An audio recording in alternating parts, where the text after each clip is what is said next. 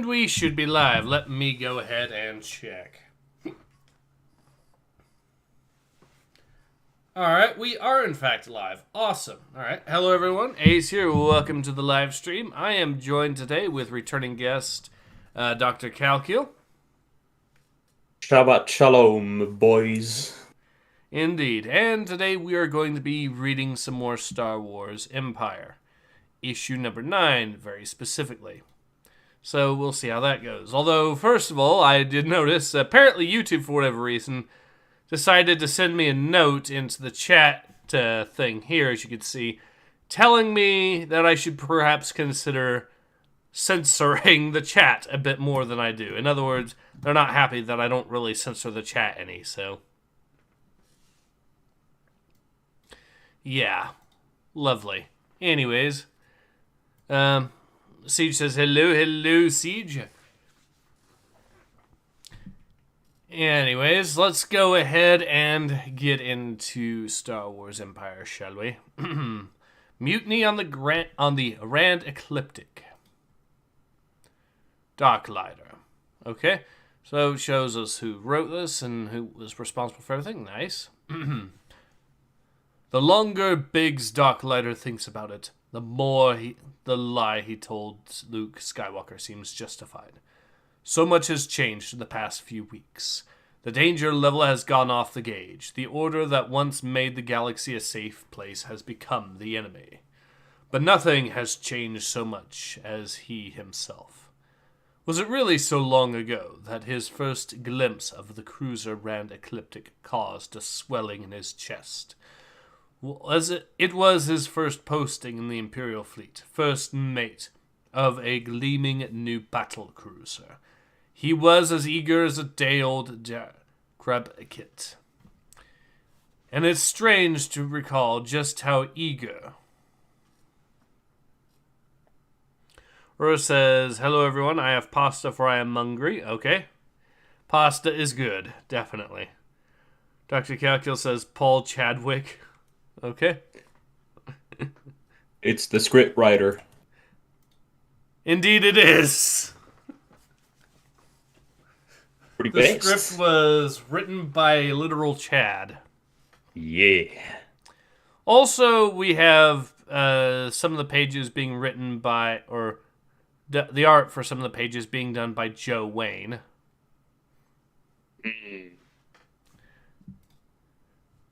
Thanks to John Wayne, that last name is kind of based too. Mm-hmm. So, do you want to voice Biggs here? I suppose I could, yeah. Says Captain that bit. No? What? Which part? Yeah? Yeah, the first, yeah, that's Biggs here. Yeah. Right. Captain Heliesk, First Mate Biggs Darklighter, reporting for duty, sir. At ease, Darklighter. You know Second Mate Clivian. Yes, sir. Hello, Hobby. I'm not late, am I, sir? No, Officer Clivian arrived early. You know these striver types. Biggs does, and he has never trusted Hobby, his academy classmate. Come with me. I didn't want you Academy Golden boys, but the officers I'd requested met with some rebels and were apparently killed. Apparently, sir? All we really know is that they didn't come back. One report, obviously in error, had them joining the rebels. Can you imagine anything so absurd? I suppose not, sir. Outrageous. The rebels are doomed to a quick defeat, then death or slavery. They're on the wrong side of history, and therefore fools. Yes, sir. Wrong side of history, eh? Yeah. My God, is this comic aging well? Oh, yes. We'll be killing our share, don't you worry. Sir, I was given to understand we'd be patrolling shipping routes, where the main hazard are pirates and gangsters. Biggs, I'm surprised at you. That was simple disinformation to throw off the rebels. Oh my god!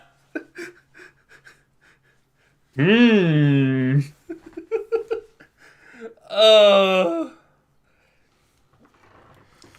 This comic is getting better and better. Oh, yes. Mr. Chadwick, respect.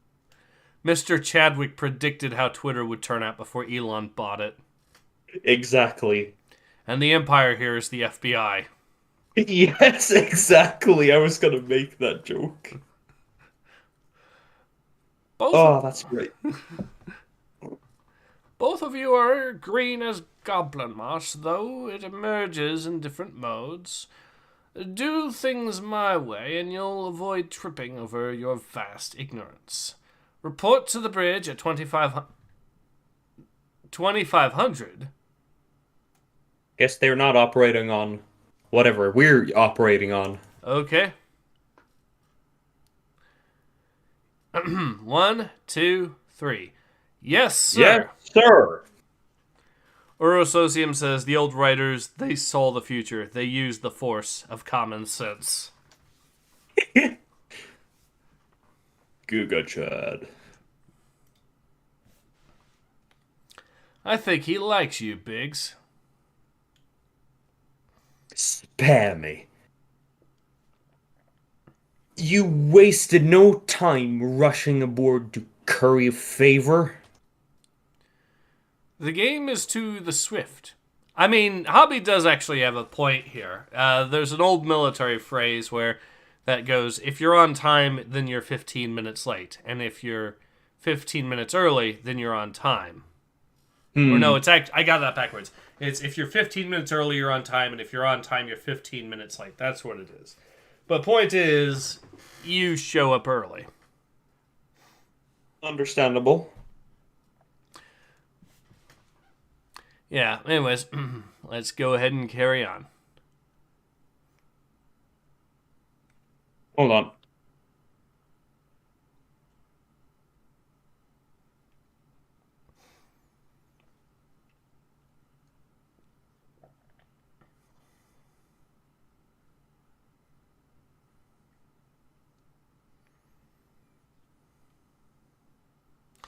Alright, well, while we wait, let me see if there's any more comments in. No, nothing really new. But yeah, I hope everyone is having a good time. See if there's anything interesting news-wise.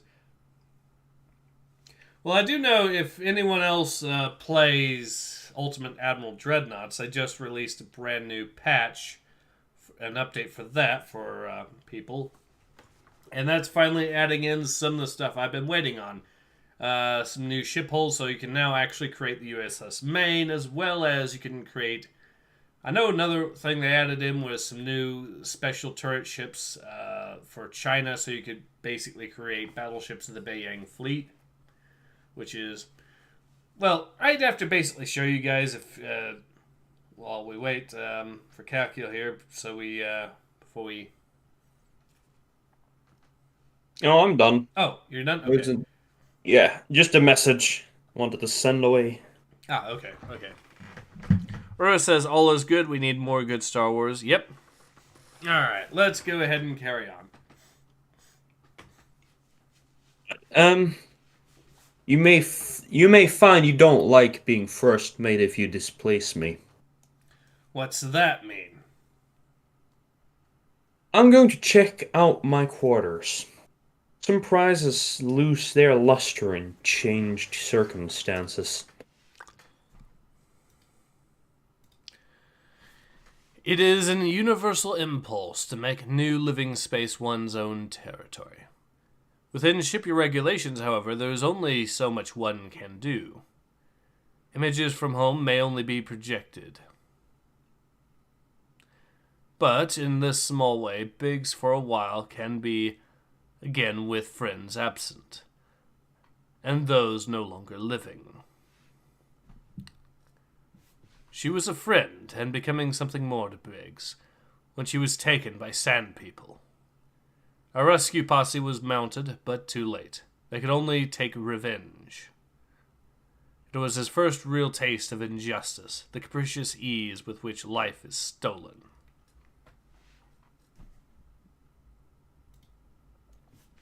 He wonders if his life will be over in a few days or 100 years.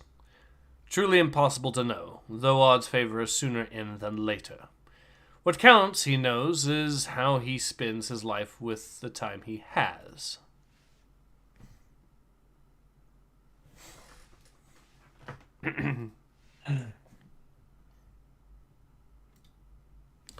Days passed. The ship patrols its sector. Routines are set. Then they are broken. What in the name of... Captain, we've contacted a vessel that asserts it's unable to reply with appropriate Imperial identification. Unable? They may as well declare themselves rebels.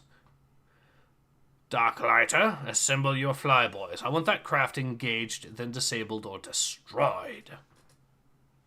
Sir, some of the Outworlds barely have Imperial overseers in place, much less space traffic protocols. My homeworld, Tatooine.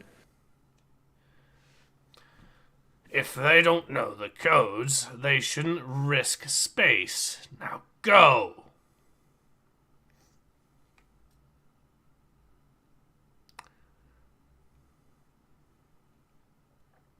That big speaking? Yeah, I think so. Right. Alright, here's where we're... Hold on, what? Yeah, no, I was reading that right.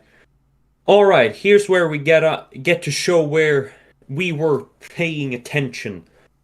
Follow your checklist and assemble behind me. This is Twilight Leader. Let's give him the atom. Count off. The pilots count off, establishing their positions in the Force Multiple Orbit formation, the so-called atom. Fighters assume crisscross orbits at staggering distances. It creates confusing impression of electrons circling a nucleus. I assume I read that, yeah? Huh? That bit. Yeah, go ahead. That? Attention vessel, identify yourself. This is Private Vessel Lark, property of the Kamblan Order on the planet Edok. We are en route to Damon to enroll 309 young people to the Clarion Scholars Academy.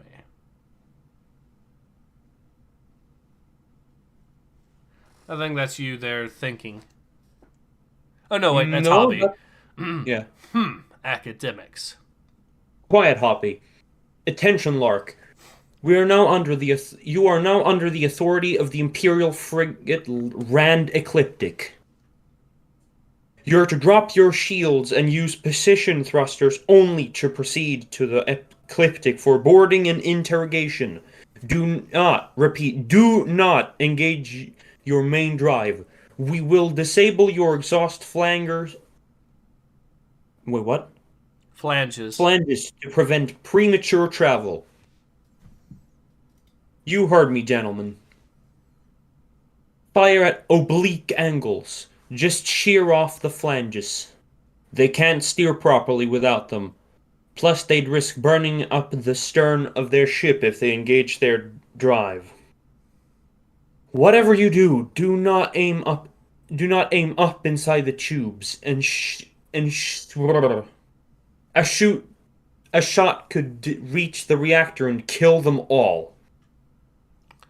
The pilots blast away, finally able to use their training. These are skill shots. With pride in every punched-out hole, the flanges give up. All cheer when a nozzle breaks off. It's impossible to tell whose shot did it.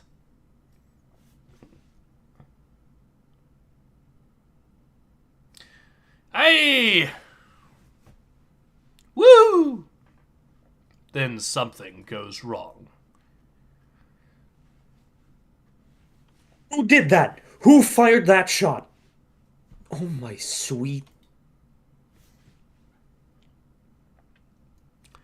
It's widely told that people glimpse loved ones who recently died in crowds. Just a glimpse. Surely it is an illusion, a wish. Kanji, rolls into darkness. Return. Return to the ship. All pilots. Immediate debrief. Do not change into uniform. Bring your data sticks, everybody. Editor's note. It has been established that TIE fighters must wear pressure suits as the fighters themselves carry no life support systems. However, for this story, we have taken the dramatic license in order to show you their expressions on the pilots' faces. So basically, they made the helmets transparent temporarily for this particular purpose, but they did it as an editor's note to show you that, yeah, they actually do know the lore. That's... I mean, if you're going to do that, then that's, I think, the way to do it. What do you think, Kalkyl? Yeah, that makes sense. And it is correct. Yeah, I do know. I'm familiar with this fact. Mm. So yes, it's a good way, just, to make sure that you can't really, what's it called? It's hard to tell who's who if you don't have the faces showed. Mm. Which is, usually, like, many movies use that as an excuse to do, like, blatantly stupid things very often. Like, most movies, actually, when they just have characters wearing helmets in fights and they just take them off. Yeah, Not great. I can't stand it when they constantly just take the helmets off and all that.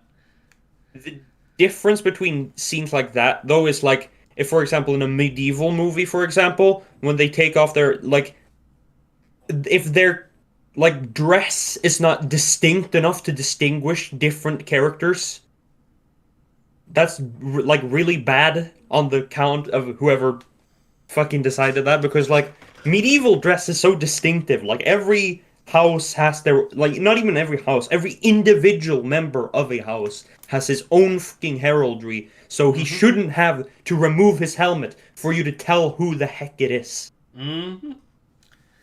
Yep. But in this case, it's justified since the Empire literally doesn't allow you to, like, change your armor in any way. Mm-hmm. All right. Well, let's go ahead and carry on, shall we? Mm-hmm.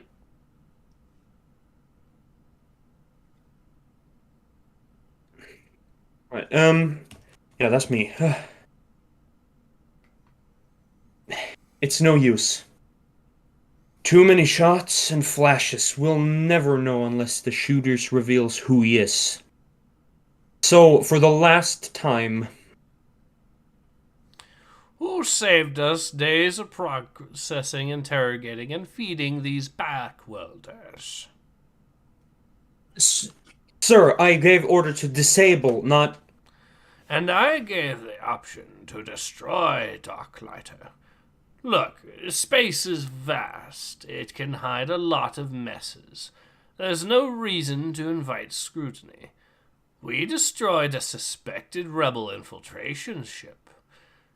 It's to our credit. The Emperor will be pleased. That is all. Shed those sweat bags, boys. What the fuck? Siege says, "Sweet Jesus, you just reminded me of the Halo show. I need coffee." Oh God, don't remind me of that. Oh, You mean where Master Chief takes off his helmet in, like, the first episode? Is that what you're talking about? yes. No. Now I'm reminded of something that's less... The fact that I can now point to the Super Mario Brothers movie, and that one scene where they reveal Mario's last name in the Mario Brothers movie, that is still less egregious than... that is less egregious than Master Chief taking off his helmet in the first episode. Mm-hmm. And it was Mario. It was still dumb as hell, but it's nowhere near as bad. Uh-huh. It is dumb though.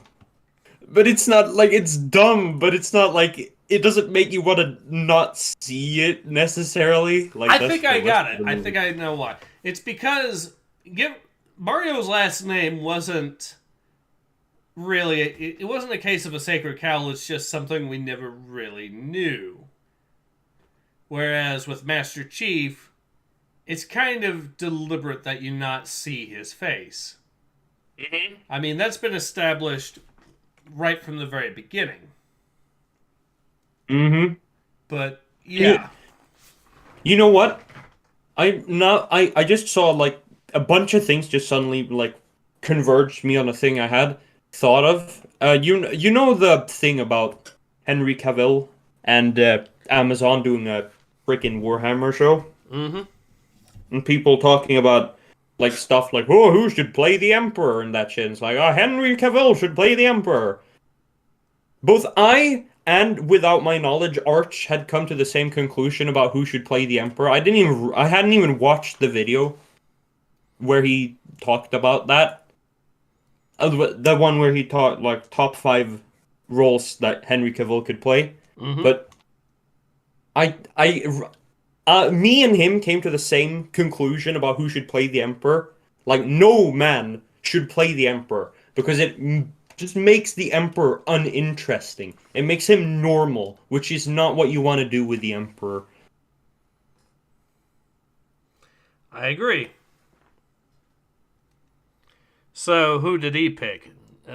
Oh, he said the same. That's why I said we came to the same conclusion independently. So yeah, basically, no one is the answer. Yeah, my thought is basically you might have either like a puppet or a person who is just like the body of the Emperor. You don't actually see his face, and if you're like either looking at him, it's either from a perspective where his face wouldn't be shown, or it's just his face is just blinding light. One of those things. Huh. Okay. Yeah, that could work. Mm-hmm. And no man. Also, you shouldn't have like the Emperor have a single voice actor either. It should just be like what examples are there of like just people having just multiple voices recorded over each other, just speaking at the same time. What about basically the Master from Fallout? Yeah, that works. So he neither has a normal like distinct voice nor a face you can think of. I think that's what one should do when one portrays the Emperor on screen. All right. Well, that's going to be interesting. Aura says you need bleach. Siege says doors don't encourage me. Aura says a text-to-speech device. We all know this is a must. I mean, text-to-speech devices can have multiple voices, so that could work. Siege says, I'm kind of hoping Henry goes for a Commissar Yarrick sort of role. That would be interesting. How about Caiaphas Cain, though, as an alternative? That's what Arch put as his number 1 most like best role for Henry Cavill. That's what he chose. That would be amusing. Yes, Caiaphas Cain, hero of the Imperium, but also, I'm not supposed to be here. I'm an incompetent idiot. Why does everyone like me? It's like, it reminds me a bit of Blackadder Goes Forth, except in this case, Blackadder is supposed to be a decorated war hero of legend. Yes. Well,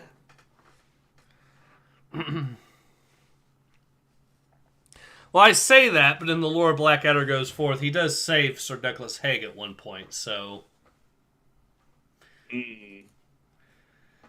Anyways, let's go ahead and carry on. On every large ship there are secret places, but secrets are hard to keep. Biggs walks on, doubting his reach, for the switch was noticed. But he can't be sure, so he waits and counts to 60. Finally, making us sweat, Biggs. Sir, Clivian passed by. Oh, sorry, Clivian passed by. Wrong. Whatever. That guy shows up way too much. Why'd you call us here, Biggs? Every time we meet like this increases the danger. I know, but I'm thinking we should move up for our timetable. I can't be party to another massacre like that. But we're far from the inner systems. Our flight suits only have life support for a couple days, tops.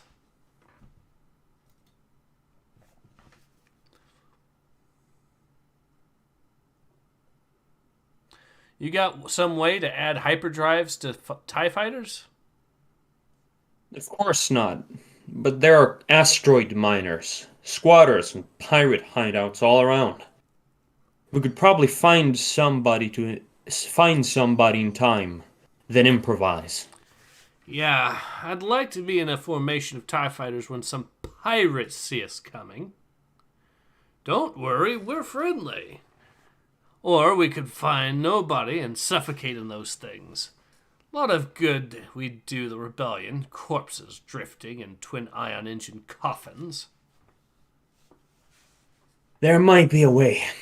If we intercept another ship, for instance. Some of us could commandeer it, while the others engage the Rand Ecliptic and the other TIE fighters. Then we could rendezvous somewhere, say 50 standard units due galactic north. A lot of ifs in that plan. I think that's your... Oh, yeah. I know. I just want to know that if opportunity knocks, you'll follow my lead. We've already put our lives in your hands, Biggs.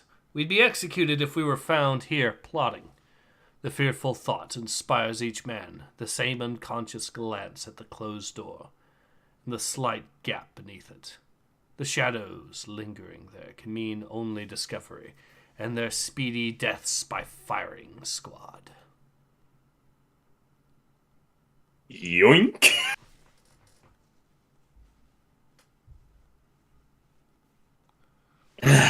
Damn you, Hobby. You're a prig. But now you made me have to kill you. Wait! Listen to me! Words mean nothing now. Seconds count. Sorry. Me too. Hobby's concussion grenade makes words even more irrelevant, as it blinds and deafens the conspirators. The four don't have the... Here, Hobby decks slapping footsteps to know where he's headed. I'm deaf and blind. If anybody can hear me, just... Wait. Just let it wear off. Vision returns first. As Vision returns, Biggs takes charge. Shut it down all you can, he mimes. They need no explanation. They do all they can to disrupt lighting, communications, and some other vital systems of the Starcraft. Nor does Biggs' next order need clarifying words. The deafened men wonder if alarms blare around them. It's hard to know. At first, they meet no opposition on their way to the fighter launch bay. But only at first. Without words, it's understood that Biggs will cover the escape of the others. The most dangerous moment will be the time it takes them to suit up. Having witnessed so much death, he cannot bring himself to kill unnecessarily. He only lays down fire that forces his former crewmen to seek cover. A crewman's return fire nearly ends his escape.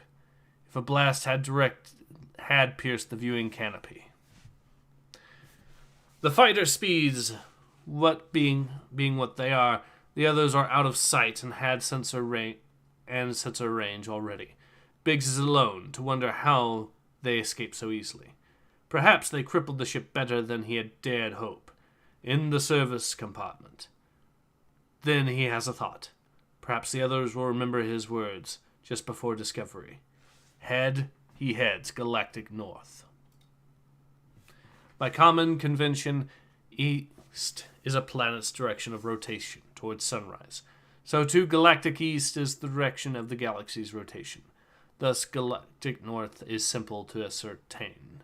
Biggs can only hope in the silence and the darkness that his companions share the same plan, knowing too well how plans go awry. Biggs! If you've made it here, you must still be alive, but you may still be deaf. My own ears are still ringing, like, answer, Biggs. Are we going to have to bump you? Anybody got any ideas? What?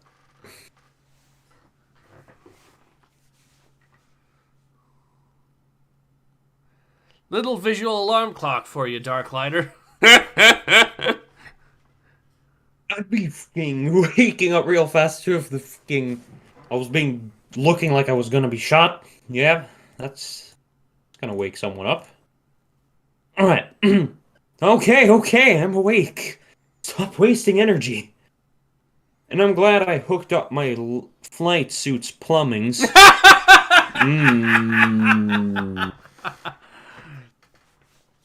After the tension, Biggs' joke is a sweet relief. In their metal spheres floating in the vast black sea, death has never seemed so close, nor their companions so dear. They plan. They will be methodical. They will comb a chosen sector of space for potential havens, keeping barely in communications range. There's really no other choice.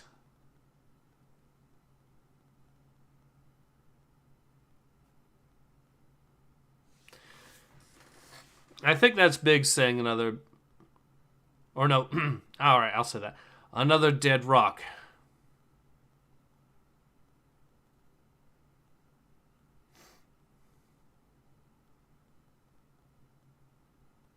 I think that's your line next, the sorry. You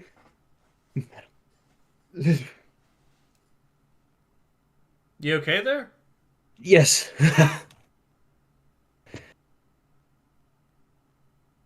Sorry I got your hopes up, guys.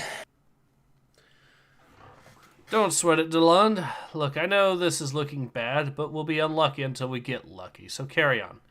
The men continued, trying to ignore the taste of their air. Each breath is more stale. Anything can happen. There are undiscovered things in these spaces between the stars. They know. The jungle moon Yavin 4. Here the rebel... Did I skip a page? Nope. Alright. The jungle moon, Yavin 4. Here the rebel alliance has newly established a stronghold. Now in charge of the base, General Jan Dodana speaks to another alliance leader. Alright, so you want to voice the general, and I guess I'll voice Mon Mothma.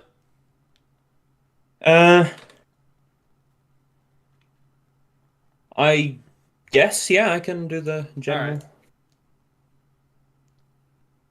Mon Mothma, our supplies, support personnel, and even repair facilities are at sufficient levels. The problem now is pilots and fast, battle-worthy craft. This is interesting, quite a change in priorities. Yes, well, reassessment seemed appropriate in light of... Of course, be careful, though something has stirred the Imperials. I've just received a report of TIE fighters scouring the asteroid belt near Sullust. They're searching for us everywhere. We'll stay on high alert. I must go. The memorial ceremony is due to start momentarily. Please express my sorrow at this great loss to the Alliance. I know what love and encourage he inspired. In general, it's a comfort to know you're in charge. Mon Mothma's words hang in the air, resonating with the judgment of the men in the room, in both its stated truth and its unspoken implication. Sir, I'm glad we're getting down to logistical issues. It's been troubling the way...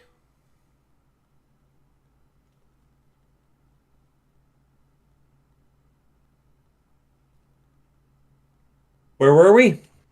I know Willard. That's your line. I know, Willard.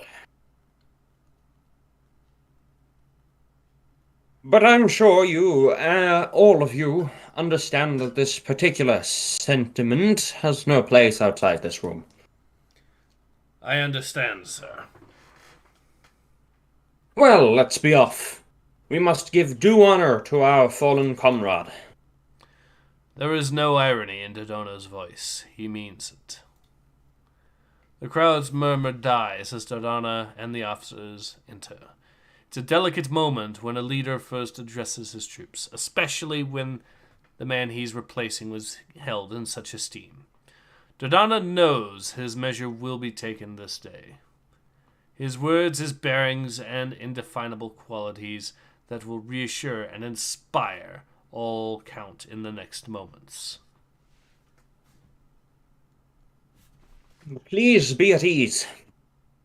I've just spoken to Senator Mon Mothma. He shares our sorrow at the loss of General Sewell, and hopes, as I do, that his sacrifice will inspire the courage and devotion to our cause that he did so ably in life. And while grief and sadness are woven into the fabric of this day, so too is gratitude, and I dare say even joy. Yes, joy. For while an end by violence is always tragic, the life that was lived before it was anything but. Why? Because General Rune's soul was a life lived according to the ideals of the one who possesses it. That is cause for celebration, cause for joy. To attend me now, and celebrate with me a life, the life Rune's soul, who rose from the shabby streets of an undistinguished city on a minor planet, to become a leader of the Alliance and help bring democracy back to the galaxy. There are some things you may not know. I think some things will surprise you. And that's the end of the comic. That is an interesting way to end. Definitely a good cliffhanger, I think. Mm-hmm. We get a little bit of the insight into the Rebel Alliance, as well as, of course, see how Biggs escaped the Empire to link up with them. Although, I think that still leaves a bit more on how they got in touch with the... It doesn't look like it shows... Okay, so it looks like the next one is going to not really be about how Biggs left the Empire. So it looks like that they did cover that story pretty much. All right. So that explains it. Mm-hmm. So yeah, thoughts overall with this particular comic? Well, it's good. Very good. Written by Chad Wick. Indeed it was. Very good. Alright, so yeah, definitely one I can recommend. I kind of didn't see some of the comments here. Siege says, I like the art. It is good artwork, I think. Aura says, it is good artwork. It is effort. Yes. Jackson says, greetings. Greetings, Jackson. Aura says, TIE Fighter formation. Also, hi, Jackson. Siege is laughing. Dr. Kalkyl says, metal box. Metal spheres, metal boxes. Uro says Kalkyl was doing all the drugs. Dr. Kalkyl says plastic crack specifically. Oh, you mean Dwarf Fortress? Yeah. Yeah, Dwarf Fortress will do that to you.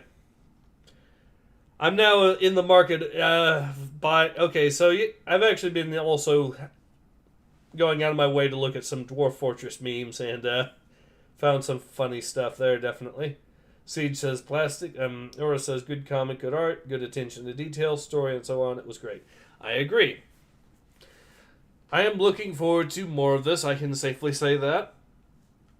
Mm-hmm. And yeah, definitely an easy recommendation. Unlike something like, say, for example, High Republic. Mm-hmm. I was originally planning on making this week a High Republic reading week, but then I realized that doesn't happen until next week because the comic's not out yet. I was kind of relieved. Yeah. The relief is justified. Dwarf Fortress, Aura says, Dwarf Fortress is a very good drug. Ace, take a look at the channel, Krug's Mash. I might have to have a look at it. But yeah, like I said, I saw some of the memes. The fact that there are Dwarf Fortress memes and quotes that have become so popular that people have turned them into t-shirts. Just random funny moments.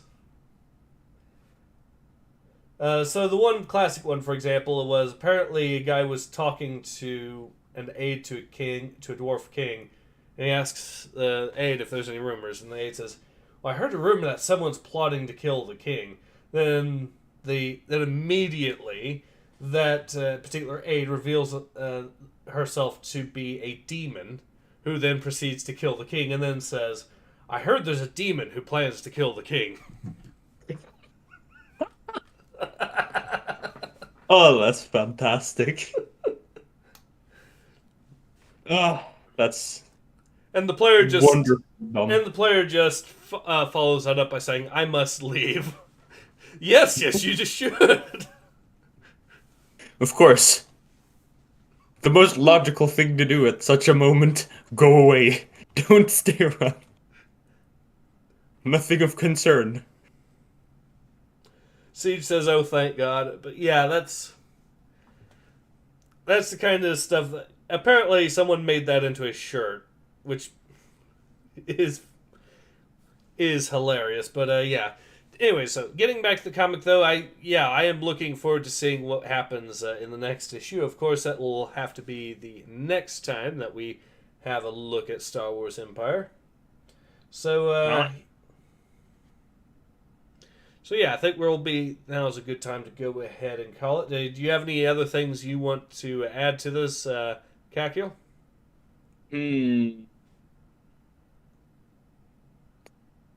Nope. Don't think I have any details to note.